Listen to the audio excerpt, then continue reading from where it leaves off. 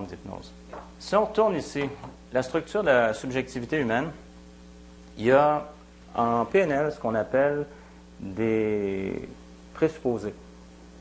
Les présupposés, c'est des hypothèses que la PNL utilise, sur lesquelles elle se base. On pourrait dire, ça pourrait ressembler à une philosophie, la philosophie de la PNL, la partie philosophique de la PNL. Mais ce sont des hypothèses sur lesquelles on se base, et tant si longtemps qu'on n'a pas trouvé quelque chose de mieux, c'est ce qu'on garde parce qu'on voit que ça nous permet d'avancer. Et un de ces présupposés, c'est que la carte n'est pas le territoire. Qu'est-ce que ça veut dire, ça? La carte n'est pas le territoire. Alors, imaginez, vous tous, vous avez des activités dans ce grand monde. Mais il y a fort à parier que vous n'avez pas les mêmes cartes du monde. Vous avez chacun et chacune une représentation différente du monde. Donc, vous avez des expériences différentes, vous avez des systèmes de croyances différentes, des perceptions différentes, des échelles de valeurs différentes. Et tout ça va faire en sorte que vous allez percevoir les choses différemment. Donc, si on comparait justement le monde avec, on pourrait dire, il y a le monde, et on a chacun une carte, donc se présupposer, la carte n'est pas le territoire.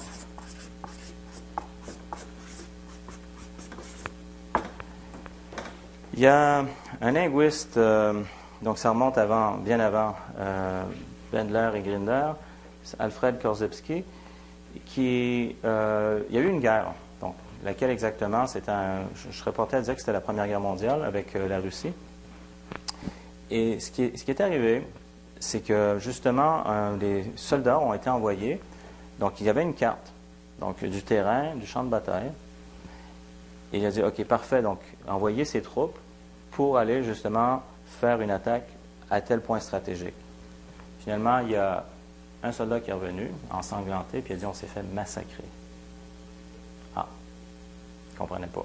C'est quoi qui s'est passé? Je ne comprends pas. Là. Au niveau de ma carte, tout était correct.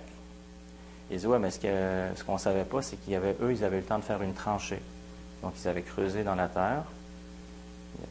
Et là, justement, eux, ils étaient protégés, il y avait des fusils. Donc, ça veut dire que l'ennemi avait un avantage. Il y avait une tranchée qui avait été creusée, mais qui ne paraissait pas sur la carte.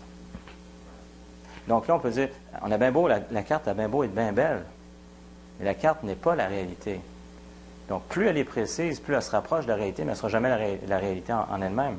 Donc, lui, là, il en est venu à la conclusion comme, la carte n'est pas le territoire. Il n'y avait pas de tranchée sur ma carte. Et c'est là qu'on réalise que souvent, la perception qu'on a des choses, la perception qu'on a du monde, n'est pas la réalité. On peut se rapprocher le plus possible, c'est ça qu'on veut tenter de faire, le plus possible, remettre en question justement des idées préconçues qu'on peut avoir pour être de plus en plus proche de la réalité. Mais c'est toujours de rester conscient que ce qu'on perçoit, notre manière de voir les choses ne correspond jamais totalement à la réalité. Est-ce que c'est clair? Parfait. Est-ce qu'il y a des questions par rapport à ça jusqu'à maintenant?